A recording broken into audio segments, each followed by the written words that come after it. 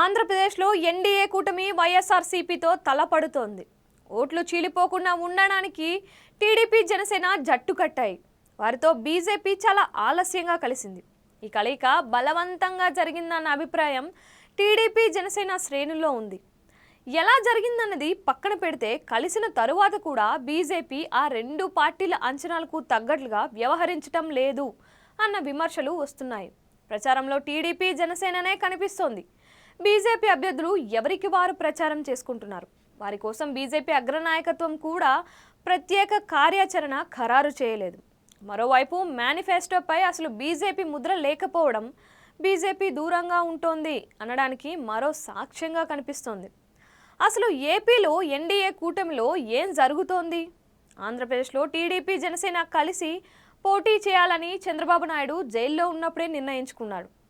Rajahmundry central jail ముందు అధికారిక ప్రకటన పవన్ కళ్యాణ్ చేశాక రెండు పార్టీల మధ్య అత్యున్నత స్థాయి నుంచి కింది వరకు సమన్వయం కోసం ఎప్పటికప్పుడు సమావేశాలు నిర్వహించుకున్నారు.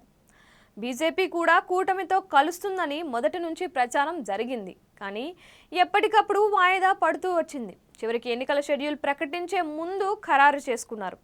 తర్జన భర్జన తరువాత సీట్ల సర్దుబాటు చేసుకున్నారు. అభ్యర్థుల్ని ఖరారు చేశారు.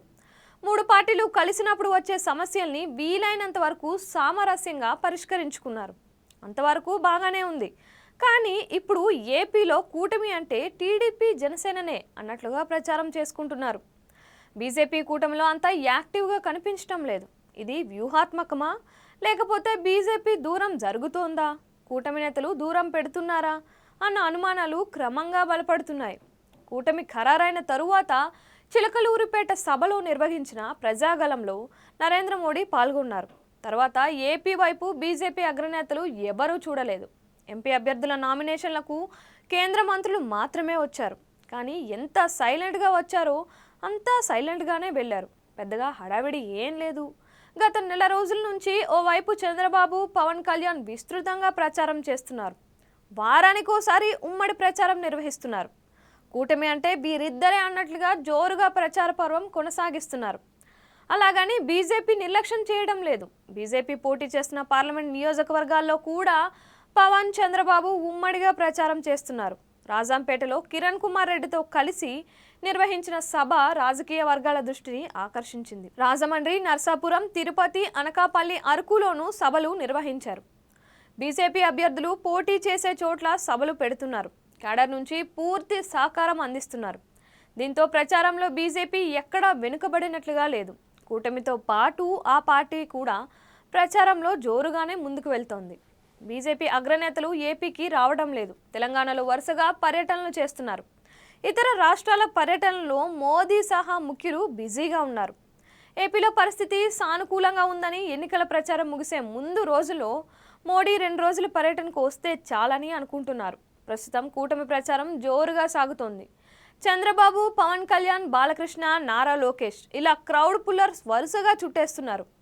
పూర్తిగా అసెంబ్లీ ఎన్నికల ఫ్లేవర్లోనే ఎన్నికలు జరుగుతున్నాయి. ఇలాంటి సమయంలో అదే మూడ్ కంటిన్యూ చేస్తే సరిపోతుందని, మళ్ళీ బీజేపీ అగ్రనేతలు వస్తే ఆ వాతావరణం డిస్టర్బ్ అవుతుందని అనుకుంటున్నారు.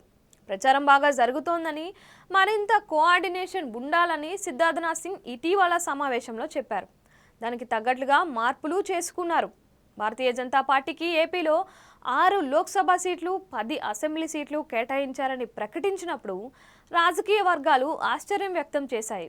ఆ పార్టీ బలం 1% ఓట్లు మాత్రమే. పుంజుకున్న దాఖలాలు లేవన్న నివేదికలు ఉన్నాయి. అలాంటప్పుడు 10 అసెంబ్లీ, 6 లోక్సభ సీట్లు ఎందుకు కేటాయించారు అన్న ప్రశ్న వస్తోంది. దీనికి సమాధానంగా అనధికారికంగా అయినా ఫ్రీ అండ్ ఫెయిర్ ఎన్నికల కోసం అనే చెప్తున్నారు. వైఎస్ జగన్ రూలింగ్, ఆయన ఎన్నికలు జరిపే విషయంలో ఎలాంటి వ్యూహంతో ఉన్నారో తెలుసు కాబట్టి ఎన్నికల సంఘం కఠినంగా ఉండేందుకు బీజేపీకి సీట్లు కేటాయించారని అనుకున్నారు. కానీ బీజేపీ వైపు నుంచి అలాంటి సహకారం లభిస్తుందని కూటమిలో 2 ప్రధాన పార్టీలు అనుకోవటం లేదు. సిఎస్, డీజీపీ జగన్ కోసం పనిచేసే అధికారులు అని అనేకసార్లు ఆరోపించారు. పింఛన్ల విషయంలో అనేక మంది మృతికి కారణమయ్యారని ఆరోపణలు ఉన్న సిఎస్పై ఎన్నిసార్లు ఫిర్యాదు చేసినా స్పందించలేదు. అలాగే డీజీపీ విషయంలోనూ అంతే. ఆయన ఇన్ఛార్జ్ డీజీపీగా ఉన్నారని, ఆయన శాంతి భద్రతలను కాపాడలేకపోతున్నారని, మార్చాలని ఎన్నిసార్లు కోరినా పట్టించుకోలేదు. అయితే కొంతమంది అధికారుల్ని మాత్రం బదిలీ చేశారు. ఆ సహకారం సంగతి పక్కన పెడితే తాజాగా గాజు గ్లాస్ సింబల్ను ఇండిపెండెంట్లకు కేటాయించే విషయంలోనూ కూటమికి సమస్యలు వచ్చి పడ్డాయి. గాజు గ్లాస్ గుర్తు జనసేనకు రిజర్వ్ చేసిన తరువాత ఇండిపెండెంట్లకు కేటాయించకూడదు, కానీ కేటాయించేశారు. ఈసీకి విజ్ఞప్తి చేసి ఆదేశాలు ఇవ్వలేదన్న అసంతృప్తి కూటమి నేతల్లో కనిపిస్తుంది. బీజేపీ నుంచి ఆశించిన సహకారం లభించడం లేదని రెండు పార్టీల కేడర్ గట్టిగా భావిస్తోంది. తాజాగా ఎన్డీఏ కూటమి ఉమ్మడి మేనిఫెస్టో రిలీజ్ చేయాలనుకున్నారు, కానీ చివరికి అది టీడీపీ జనసేన కూటమి మేనిఫెస్టో అయింది. బీజేపీ కేవలం సపోర్ట్ చేస్తామని ప్రకటించింది. అలావి కాని హామీలు ఉన్నాయని, అందుకే మోడీ ఫోటో వద్దన్నారని వైఎస్ఆర్సీపీ అధినేత జగన్ ప్రచారం ప్రారంభించారు. కానీ ఇక్కడ కూడా వ్యూహాత్మకంగానే మోదీ ఫోటోను, బీజేపీ ఉనికిని వీలైనంత హైడ్ చేశారు అనే అభిప్రాయం వినిపిస్తోంది. కూటమి మేనిఫెస్టోలో ముస్లింలకు చాలా హామీలు ఉన్నాయి. శ్రీకాకుళం నుంచి నెల్లూరు వరకు ఎలాంటి సమస్య లేకపోయినా రాయలసీమలో ముస్లిం ఓటర్లు ఎక్కువ. ప్రభుత్వంలో వారిపై అసంతృప్తి ఉంది. సాంప్రదాయకంగా వారు వైసీపీకి మద్దతుదారులుగా ఉంటారు. ఈసారి 10% అయినా కూటమి వైపు మొగ్గితే వైసీపీ రాయలసీమలను గడ్డు పరిస్థితి ఎదుర్కొంటోంది. వైసీపీని ఓడించడం కాదు, అడ్రస్ లేకుండా చేయాలి అన్నది తమ లక్ష్యమని ఎన్డీఏ నేతలు చెబుతున్నారు.